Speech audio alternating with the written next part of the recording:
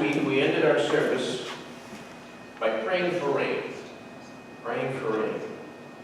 Let's start again with that passage we read last week, Zechariah chapter 10, verse 1.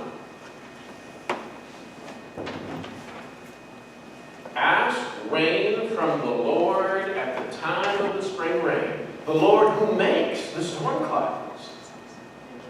And he will give them showers of rain, vegetation in the field to each man.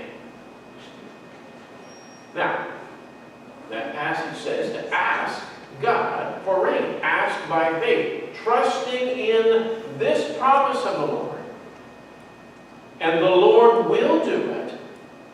And I want you to especially note that the purpose of this rain is to bring forth vegetation. Crops for the farmers. Farmers who are tilling their fields. Each man out in his field. Rain coming so that there is food. There's plants. There are the vegetables and the grains and the corn that we're looking for. Now, as longtime Angelinos, we know that LA doesn't really depend on local rain, right? We all know that. Our water comes from Northern California, comes from the Owens Valley, and our food is really coming from the northern part and the central part of the Central Valley. Coming from farms, up there. Not much from down here anymore.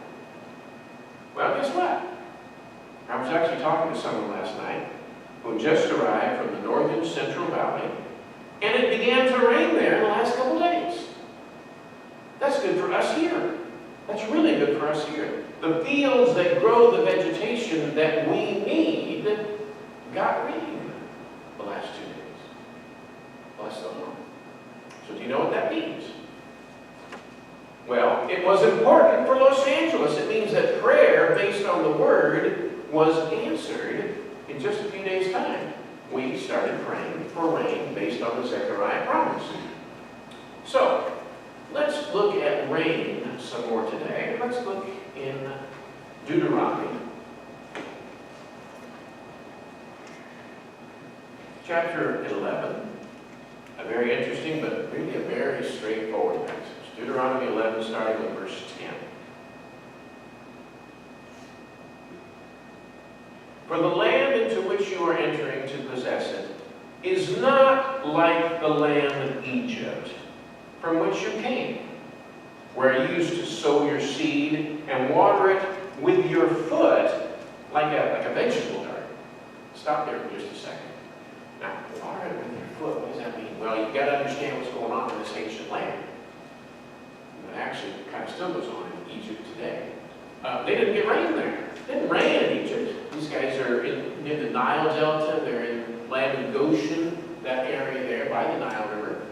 They got to bring that water out of the rain. So they had tools. They had a thing called a treadmill. So you could walk this treadmill with your feet, and it would actually pump water out. It's an ancient device. They have the screw devices that actually raise the water up and out. They still use a thing called a shadoof. It's kind of like a counterbalance bucket that grabs it into the river and dumps it into the channels. So a lot of work involved in getting water in Egypt if you're a farmer. It just doesn't rain much there. You're basically on the edge of the Sahara Desert. But there is this river, and that's how they're getting it.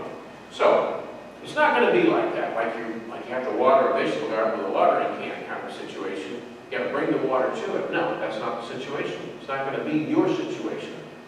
The Lord is saying to Israel. Verse 11, but the land into which you are about to cross to possess it, a land of hills and valleys, it drinks water from the rain of heaven. A land for which the Lord your God cares. The eyes of the Lord your God are always on it, from the beginning even to the end of the year. And it shall come about, if you listen obediently to my commandments, which I am commanding you today, to love the Lord your God and to serve him with all your heart and all your soul, that he will give the rain for your land in its seasons, and the early and the late rain, that you may gather in your grain, and your new wine, that means grapes, and your oil, that would mean olives. And he will give grass in your fields for your cattle, that means hay and feed. And you shall eat and be satisfied. Beware lest your hearts be deceived and you turn away and serve other gods and worship them. Or the anger of the Lord will be kindled against you, and he will shut up the heavens so that there will be no rain, and the ground will not yield its fruit. And you will perish from the good land which the Lord is giving you. Now, a better picture of the United States and California, I really can't imagine. And I believe these words here today are for us. We are not like some parched land that God does not care about, like ancient Egypt or even modern Egypt for that matter. Wait a minute, Keith. Did you say that God doesn't care about Egypt land? I didn't say that. This passage says that. What I just read, it says that. God does not care about rain on Egypt. But he does care about rain and blessing and prosperity on Israel. His eyes are on Israel, not on Egypt. Now, let me explain, before you get too upset. God desires every person everywhere to hear the gospel and to be saved. He loves people. He gave his son for Egyptians and for Jews alike. But when it comes to nations, God has made choices. God has made distinctions. When it says in Scripture, Jacob I loved and Esau I hated, it is a direct reference to the nations that those two brothers founded. And it's not to individual people. It's not a reference to them. God does not love the land of Egypt and many other lands. He just does not love them like he loves chosen lands, covenant lands. And Scripture just says that. The lands that were founded in covenant with God have access to his blessings, access to his promises. Lands like Israel, lands like America, and places like California. And God cares for those places because of his covenants with the believers who founded those places. And his covenants with those who still keep his commandments in those places. So, these promises in Deuteronomy, they are for us. We can access them under the same conditions that Israel could access them. But we can access them. And I want you to look at the description of what we can have. Our hills and our valleys can drink water from the rain of heaven. I mean, that's a really wondrous image. It's really a wondrous picture there, I think. A land that is drinking water from heaven's rain. Now, I know that the word heaven there can refer to the sky, can refer to the clouds, but I also see a dual meaning in the way this passage has been crafted. I mean, after all, it's talking about God in heaven, who is the one who is sending rain. So it's got to have spiritual meaning, spiritual significance as well. So I'm seeing the rain as being heaven sent, not just coming out of clouds that are up in the heavens. All right. It's It's coming as a blessing on his beloved land. And I want you to see what grows here.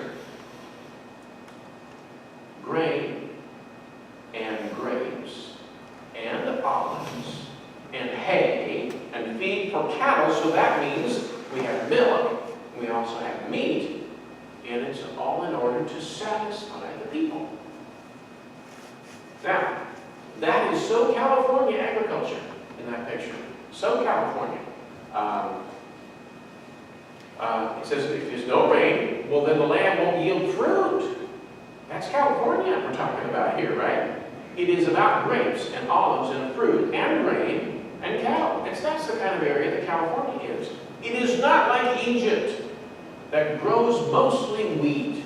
You know, Egypt, in the story of Joseph, when he's back there, what's Joseph doing? Well, we're going to have 7 years of famine, 7 years of plenty. Go out and bring in the wheat and put it in the granaries, put it in those silos.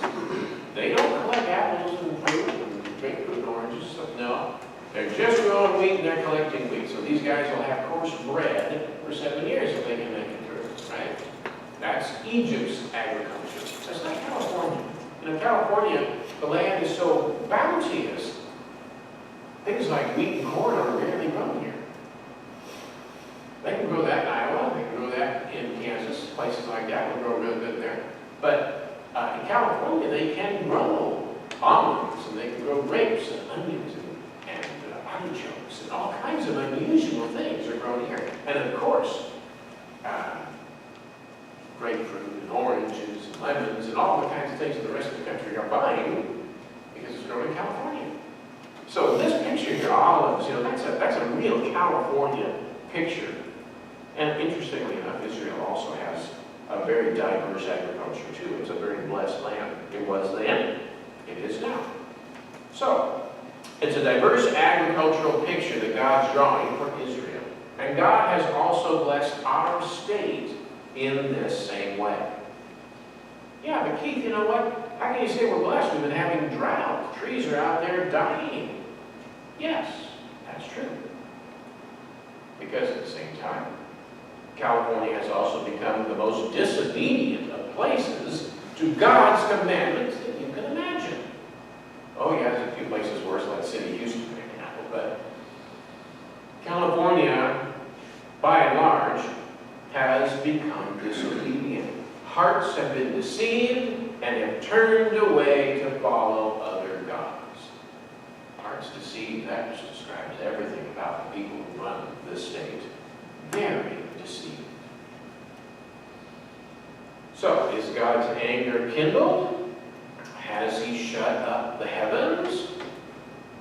Well, when his covenant people, Israel, turned away, drought came. And he loves Israel. We are the unnatural vines grafted in. They're the natural ones, right? We're the wild olive tree. They're the natural olive tree. How much more will it happen to us if it happened to Israel? God's covenant chosen people. I certainly wouldn't want to test it to see if we can get God angry and see if it'll stop raining in California. But hearts that are deceived seem to be running the place. So it would appear on the outside. God's covenant people, though, Israel turned away in one instance. They didn't have rain for 3.5 years. 3.5 years. You remember that story, right? The end of that story. It's about Ahab and Elijah. Go ahead and turn on over to 1 Kings. At the end of that 3.5-year drought, Ahab finds Elijah. So in 1 Kings chapter 18, starting with verse 17. And it came about when Ahab saw Elijah that Ahab said to him, "Is this you troubler of Israel?" That's so funny. And Elijah said, "I have not troubled Israel, but you and your father's house have, because you have forsaken the commandments of the Lord, and you have followed the Baals." Boy, could you say that right now? Could you speak that truth to power in this state? You and your father's house have troubled this state. Now they ascended and gathered to me all Israel at Mount Carmel, together with 450 prophets of Baal and 400 prophets of the Asherah who eat at Jezebel's table. And you know what happened next? Fire fell from heaven, and 850 dead pagan prophets is what happened next. But now the people, when they saw the fire, we drop down to verse 39, they repented. They turned aside. Verse 39. When all the people saw it, they fell on their faces, and they said, "The Lord, He is God. The Lord, He is God." Yes, that Lord, that one mentioned by fire, that is the real God, and they worshipped Him, bowed low, and you drop down to verse 45. So it came about in a little while that the sky grew black with clouds and wind, and there was a heavy shower, and Ahab rode and went to Jezreel. So this story is really just Deuteronomy's routine coming true, right? You violate the commandments, the ground dries up and does not bear its fruit. You keep the commandments, you worship God, you turn back to the Lord, and He will send rain from heaven. This Lord who makes the rain clouds, the guy who makes the rain, He will send the Lord from heaven, and the place will begin to yield rain. New wine, olives, oil, olive oil. And you know that oil, California's got all kinds of oil, including petroleum oil. We are a blessed land. So, we can pray for rain. We can pray in faith, and it will rain. But for the situation to really change, the people must repent. The prophets of evil must be removed from positions of power. And powers and principalities aren't just human beings. Those are spiritual powers, principalities. Those also have to be removed from their places of authority, their places from influence over the state. But you know what? God cares for this land in a special way, I believe.